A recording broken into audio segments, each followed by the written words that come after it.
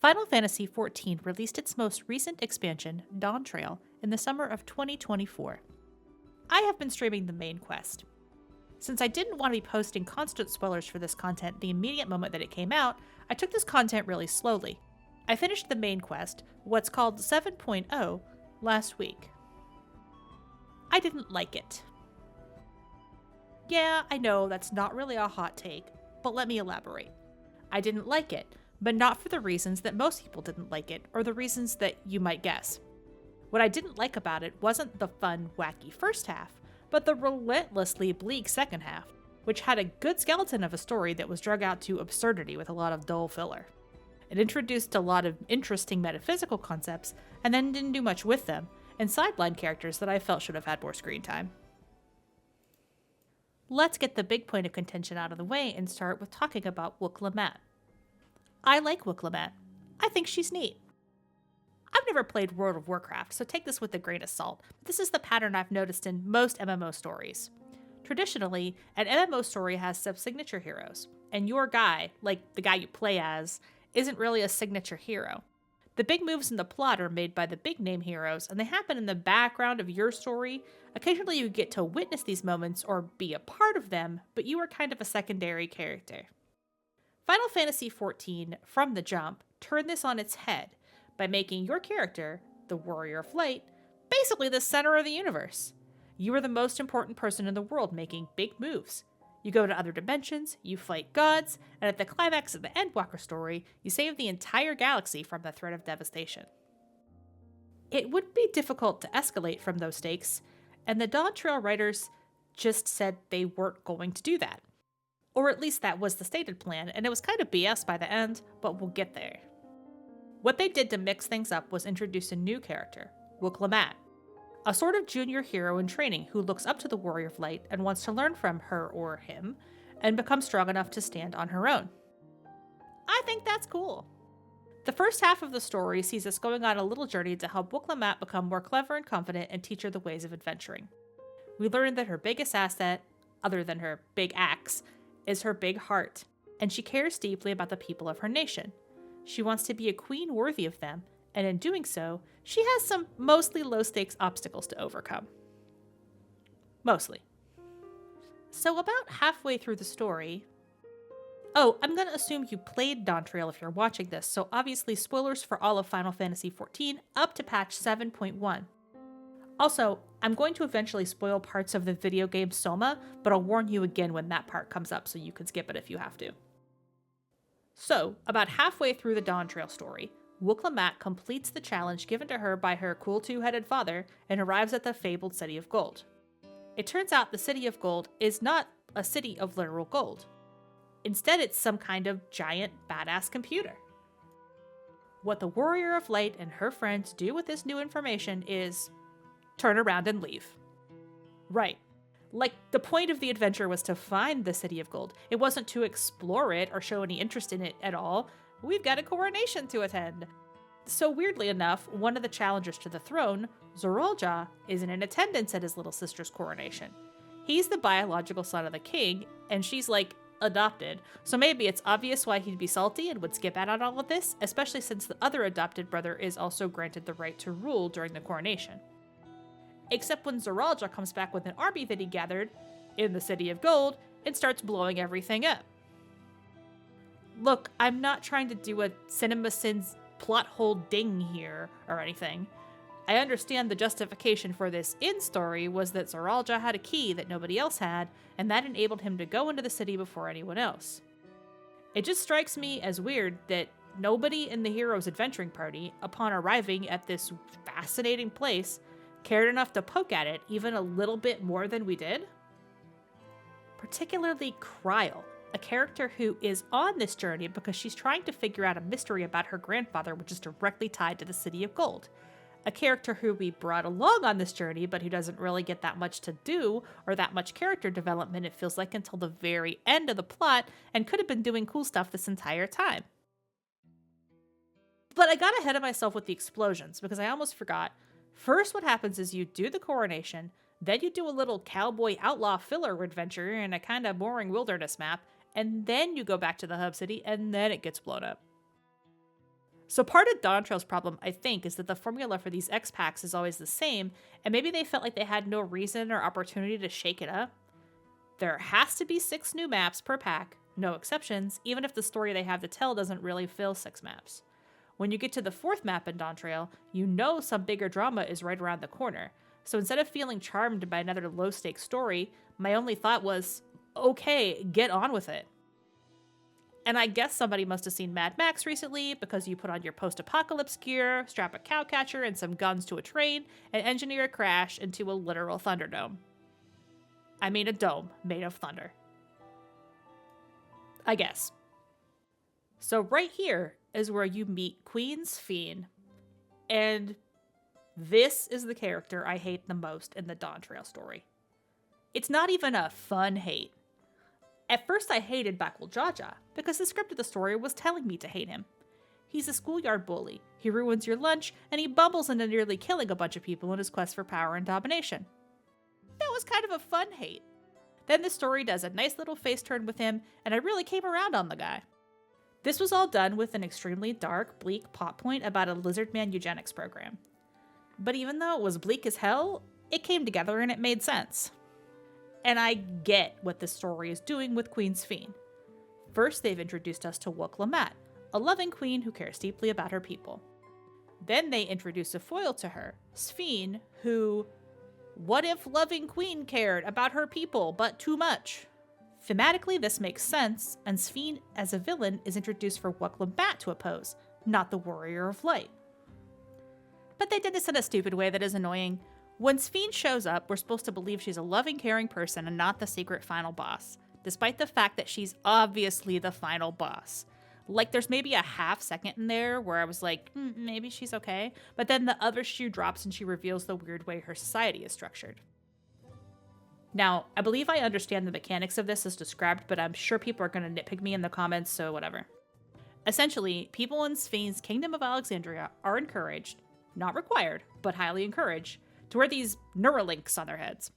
And what the Neuralink does is, every so often, it uploads a backup of their personality and memories into the cloud. If somebody dies of old age or natural causes while they're wearing the Neuralink, 2 things happen. 1, everyone else who is also wearing one has all their memories of that person erased. That way they can never feel bad about them dying. So the second thing that happens is that the dead person's soul is extracted and fed into a kind of soul battery. In the soul battery, the soul is cleansed completely of its native memories and made into a little resource. People who are wearing the Neuralinks can earn extra souls for hard work and good behavior. When you earn a soul, someone else's scrubbed clean soul is put into the extractor and gives you a kind of extra life. If you should happen to die of not natural causes, but in a battle or violent accident or something, the spare soul heals and regenerates you, and then all your memories are downloaded from your cloud backup and put into your body again. Now, it's not exactly clear to me why the souls can't just be recycled endlessly using this method, since they're extracted on death either way. But I guess the act of, regenerating the body after death uses up too much energy from recycled soul, so after the moment of doing that, the soul is spent. Dawntrail introduces this fascinatingly ghoulish concept of people's memories being backed up in a computer, using the exchange of people's literal souls as a capitalist commodity or computational battery. Then it proceeds to do nothing interesting with it at all. Okay, that's a bit of a lie. Here's what they decide to do with it. Kill everybody's parents. Over and over and over again. I have no information about this exactly, but it feels to me like someone's mom or dad died during the writing or production of this game, and they were working through this in the messiest possible way. Wuk Lamat's adopted dad, the Dawn Servant, King of the Realm, dies. But okay, this story is a passing of the torch type story, we kinda expected that one moves the plot forward. Of course, her brother, Zoralja, also dies, when we kill him, but we learn that he's also a dad, leaving a kid behind, so there's another dead parent. Wuk Lamat had a nursemaid, Namika, who she loved like a mother and who dies. We learned that Kral's parents came from the other universe, but they're there as backup copies in the big memory computer, and then we have to make sure they die. And then Aaronville, who, God bless him, waits the entire X-Pack to finally take off his absurdly huge backpack, meets his mom again after many years, but actually she's already dead, and then she dies again. It's just a lot. I want to talk a little more about the last two boards of this story from like a level design perspective. Solution 9, the big cyberpunk city that's there to serve as an endgame hub, is aesthetically quite cool to check out, but really large and empty. It feels like they wanted to make a fun place to come hang out after the story was over, but didn't succeed in doing this. This is funny because I think Yulemoor from Shadowbringers is a pretty successful endgame hub. When you first arrive there, you realize this beautiful place of decadence and wealth is built on the backs of impoverished people and ruled by a tyrant. And then you resolve that in the story, and you can feel a little less guilt about stopping by later for a quick nip at the bar. Solution 9 is superficially similar, but the NPCs in the hub still walk around with these weird brain erasers on their heads. It puts a sour taste on the whole thing, a problem not yet solved, dreary and ever-present. Yulemoor is also divided into discrete levels with the actual hub contained in a smaller space. An elevator hides the rest of the tower from the player when it's not needed. In Solution 9, the layout is very flat, so even though the endgame hub is contained to a single plaza, the amount of unused space is overwhelming and stark. The Dawntrail writers also introduce a lot of ideas in this part that they don't do that much with in the main quest. The point at which they decide to introduce people with animal powers is a bit strange. Other than being used to justify a boss fight we already experienced, this doesn't actually pay off until the optional raid bosses in 7.1. There's an entire scene where we meet a child who is terminally ill because of his electricity allergy, which I guess this will pay off eventually, or is being used to establish something in side quests, but as it's written, it feels like a non sequitur. If the point of the scene is to establish that Sphene personally cares about her people so much, we didn't need it, because she also verbally tells us that repeatedly in expository dialogue. It's basically all she says. If they were trying to do a show don't tell, then they really need to ease up on all the damn telling. The game doesn't let me or any of my allies do the obvious thing and suggest, hey, maybe if kids are allergic to the electricity you have in this place, we could take them out of the electricity and get them some fresh air, maybe? Like, I don't know, I was just kind of hoping we could get beyond Thunderdome. The final board of any Final Fantasy X-Pack isn't generally a place you return to all that often, the exception being the final board in Endwalker with its fantastic follow-up gathering questlines. But I particularly never want to go back to the Unlost World again. Okay, for starters, Wuk Lamat, love you, hate the name. It is neither unlost, because it wasn't really lost in the first place, nor is it a world. What it actually is a computer simulation, which takes the form of a theme park or nature preserve.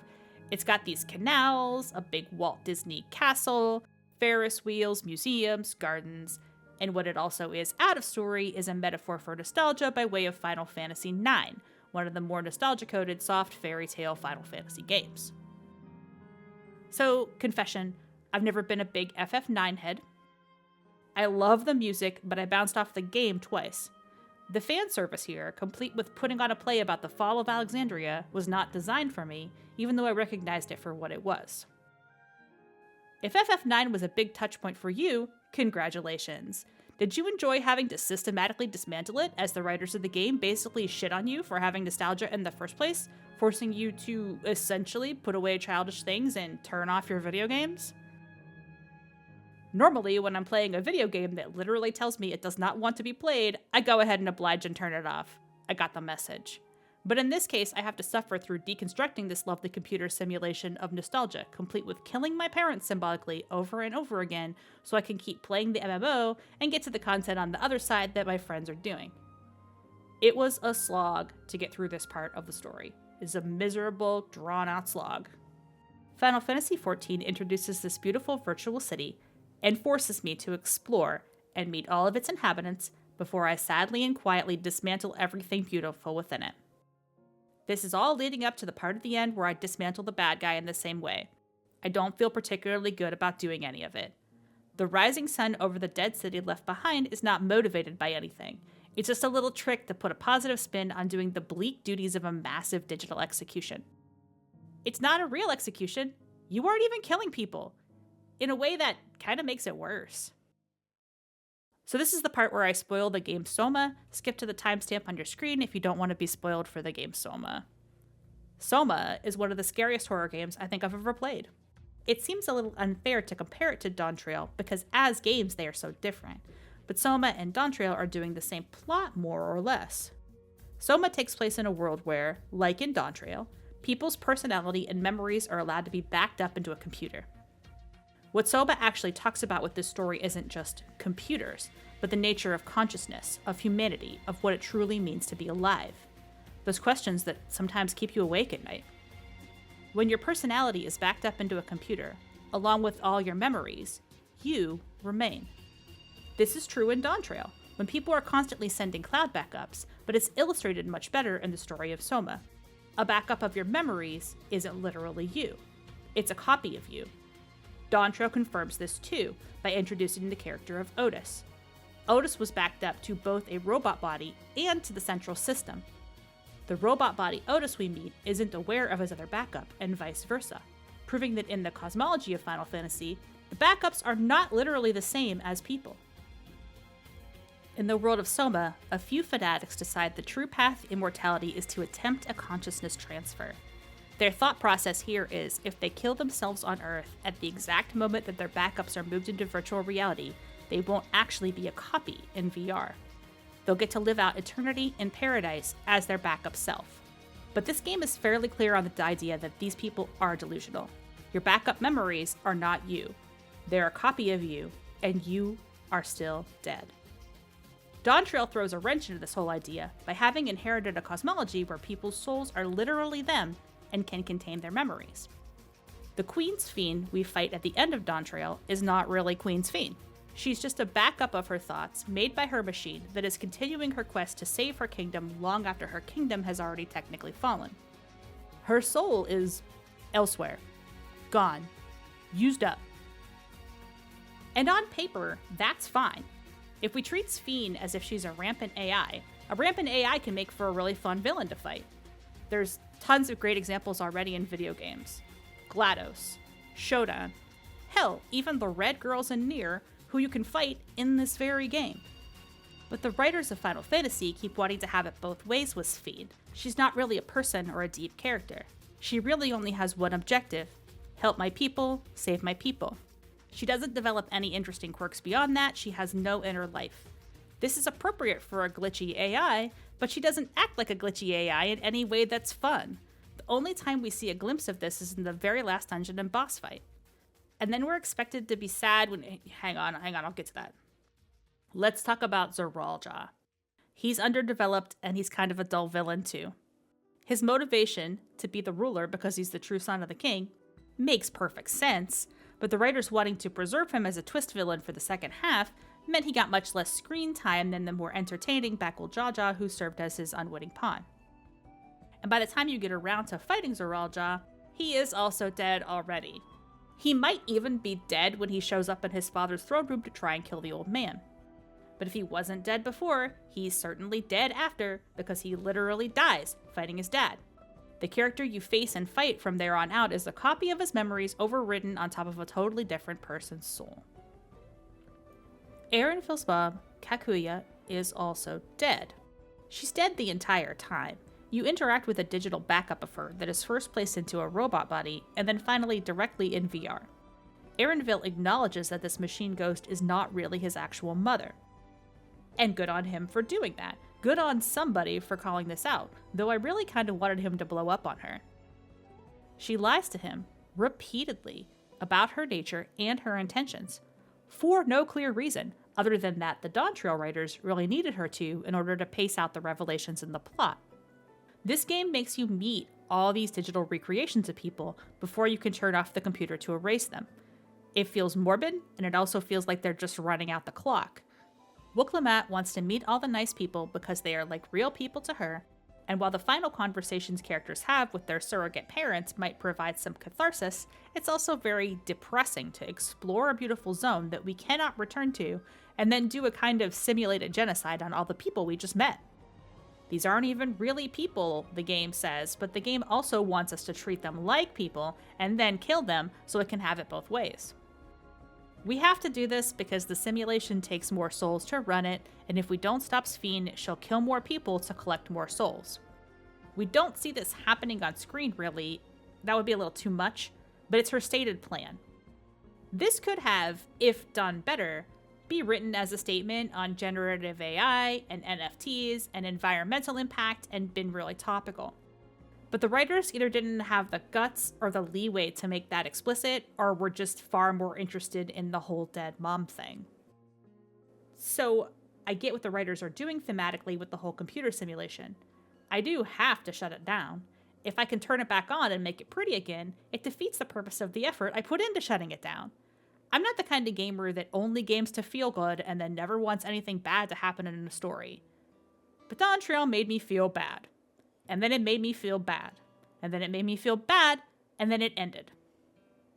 And that is not what I was hoping to get out of my beach vacation. I want to close by talking about 7.1. I had a lot of this rant already cooked up before I checked out the most recent patch quests in the game, which are called Crossroads. I like that this patch clarified questions I had about the animal-person fusion concept that was seemingly introduced and dropped in the main quest. I love the creepy atmosphere of the dungeon instance that explored this too. The patch is clearly trying to find a balance between fun fights that feel cool to do versus the dire tone of the situation that allows these fights to happen in the first place. But then it does the dumbest thing ever and just brings Sphene back. Why? So now we have this silly dilemma. Are we actually going to do some kind of Unlost World restoration plot, bringing Sphene and all the people back, making all of our actions to shut it down basically moot because, okay, this is the real Sphene and this one is chill? I don't know, and I continue to hate where the writers are going with this right now, when we could be sparring with Bakul Jaja and eating tacos. You can't make me like a character just by showing how sad everyone is now that she's dead. I mean, I thought the writers liked Xenos a little too much, but imagine if they'd made us endure his ponderous state funeral. Hey, if you liked Sphene and liked this part of the story, I'd love to hear your counter-arguments. Most of the hate I've heard for this patch has been directed at the Wuk Lamat story instead, so I feel like I'm all by myself in the Sphene hater camp. Or do you think these patch quests are still cooking and Dawntrail has the potential to end on a high note?